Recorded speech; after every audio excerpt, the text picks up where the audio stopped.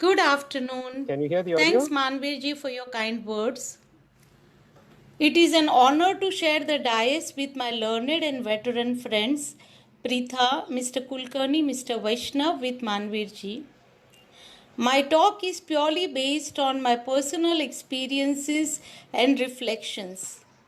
I have divided the subject in two parts.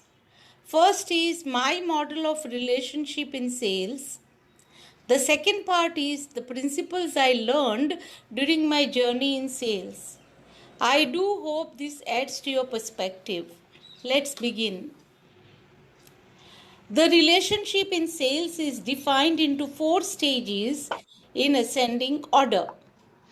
Stage 1, that of being a vendor, is the lowest in relationship hierarchy. The client treats you as one among many vendors. I have experienced this stage as a testing stage, a trial approach from client. The vendor has to survive with his skills and performance. Stage 2 is that of becoming a preferred vendor.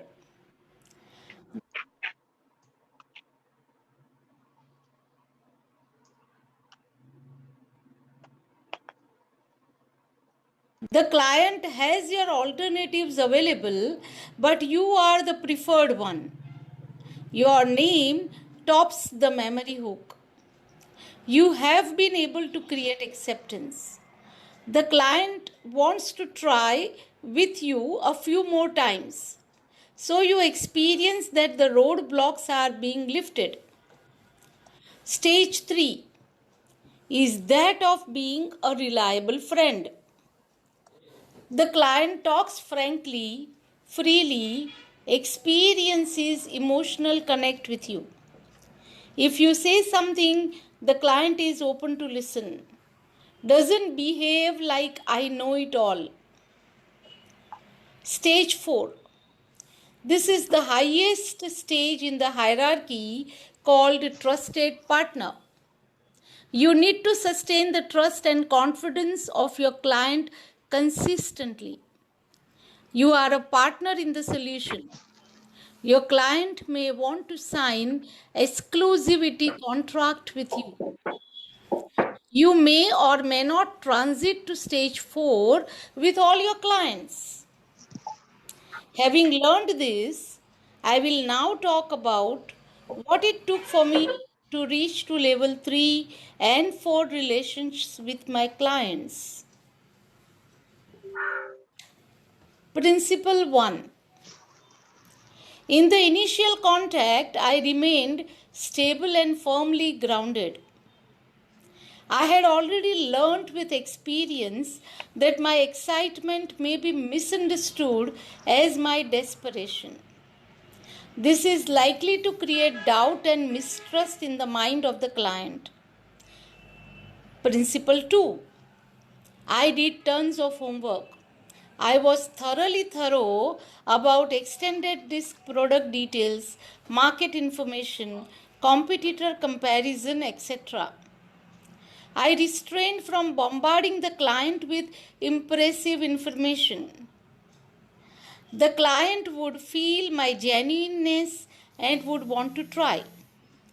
The client never repented his decision. I continued value addition every time. Principle 3. I learned to listen to the client's needs, problems, and concerns attentively, uninterruptedly. My clients rightly perceived my efforts to understand their perspective. I explained reduction in objections plus closing the sales early. Principle 4. I observed that when sales situation raised objections, sales people responded with a covert expression, "Oh no, not again." This was already perceived by the client, so I handled it differently. I made a directory of objections and learned to answer every objection or interrogative question with interest and patience. My pitch focused on what would solve their concerns than what I had to offer. The client felt comforted. I learned that at times the client had already made a decision in my favor. They only wanted reconfirmation before releasing the purchase order. My style fitted in. Principle 5.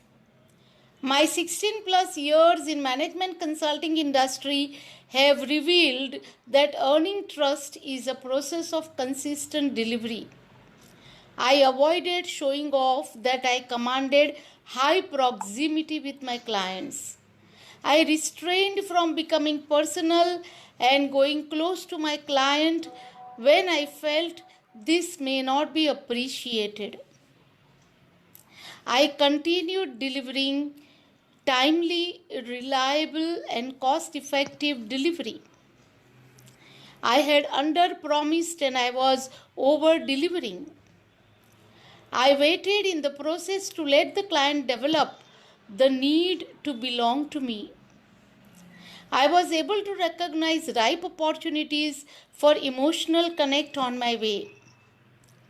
I reached point 3 and 4, reliable friend and trusted partner status very soon. These relations have also lasted longer and on sound footing. Okay, thanks all for your attentive listening.